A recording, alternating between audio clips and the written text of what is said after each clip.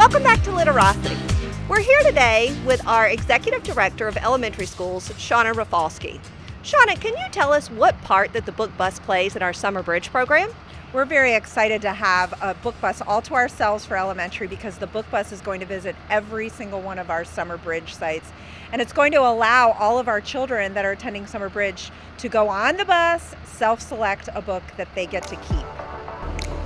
How do you think this impacts literacy within Pinellas County? Well, I think anytime children get to pick books that they want to read and own them, it's going to have a positive impact on literacy. I think that the books are just one part of our total literacy program this summer to incentivize children to read. We know that when children read about 8 to 10 books over the summer, it really does positively influence their reading during the next school year. Could you just kind of give us an idea of how many stops are there and how many books will go in each child's hand? Absolutely. So for Summer Bridge, we have 35 elementary sites, so the book bus will visit all of those. But the JWB has also commissioned the book bus for the week before and 2 weeks after Summer Bridge. So actually we'll have about 9 weeks worth of visits for the book bus.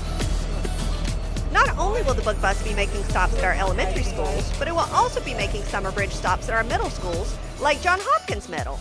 I was recently at John Hopkins Middle School with Ricky Roberts, who is an inspiration author and has taken his own challenges as a young person to impact youth of America in a positive way.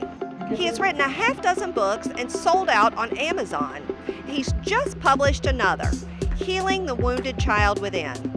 Ricky gets his inspiration from the thousands of kids he talks to throughout the year, like today at JHOP. So, I remember being 12 years old, standing in my front yard, watching my father drive away. And as he was driving away, I didn't know at that point I wouldn't see or talk to him for the next 12 years after that, with the exception of 2 or 3 times. And there was this part of me that, of course, I would miss my father, and it was hurtful that he wouldn't be around. But then there was another side of me that was relieved because I wouldn't have to witness him hitting my mother anymore. You've had such an interesting journey. Could you tell us how your journey led you here? I think it started with the biggest question of what can I do with the stuff that I went through and struggles and circumstances I was placed in. How can I take it and turn it into something positive? I didn't really have any healthy tools to deal with it. I didn't have people talking to me or asking me what's going on. If they did ask me if everything was okay at home, I'd always just say like, yeah, everything's fine. Make it look like everything was okay on the outside, but really inside, I was dying. Like I felt like I didn't want to live anymore. And I started to live my life that way, where I'd put myself in hurtful situations or harmful situations that were high risk. Doctors and nurses are staring down at me. I'm staring up at them, freaking out, tube in my nose, my arm.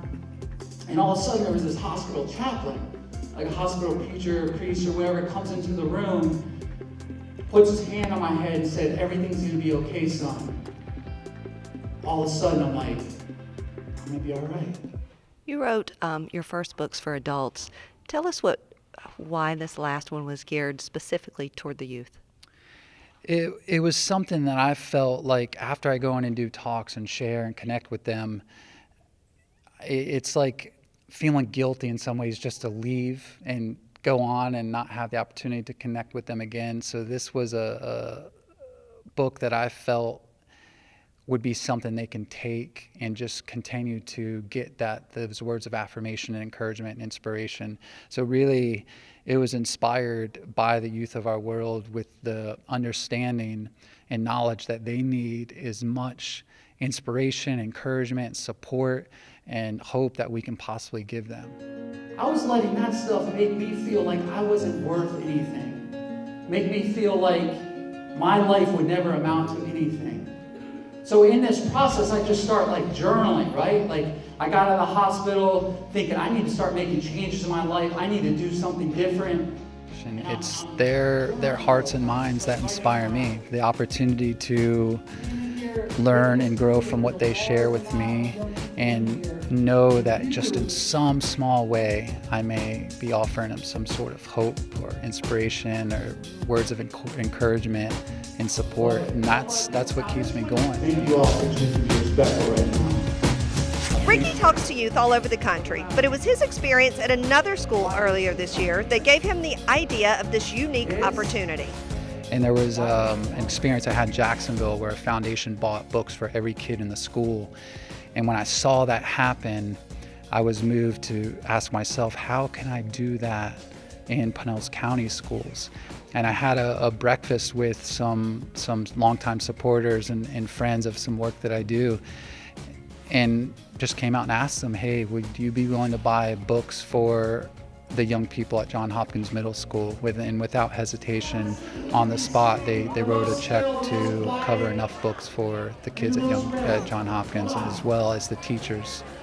I have been inspired by Ricky Roberts, and when I heard him speak, I knew that this was a presentation that we had to bring to our students. I would say that reminding the students that wherever they're at in life right now is not the ultimate, and that there is a future no matter what your past has been. Raise your hand if you ever feel like the adults around you don't understand you. Right? When you're dealing with stuff. What made you get up and share your story with everyone? One, I've always been a type of girl that just goes up on stage, not afraid to do anything. I've never been afraid to act, and today it's very inspiring to be able to be on here and also just to be able to share how I'm feeling. When each student received their book, Ricky asked them to find a page and read for a minute.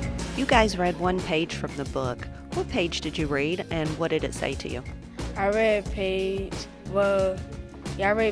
9, and it told me about how to help people. You've been dealing with something on the inside, but then you made it look like it was okay on the outside. Raise your hand if you ever did that. And out of the talk today, did you get some inspiration? What was the most inspiring thing to help you maybe get through those tough times? To actually have somebody by my side and to speak to and stuff. Some of the things I heard from the young people after the fact that they came up and shared more of what they're going through in their life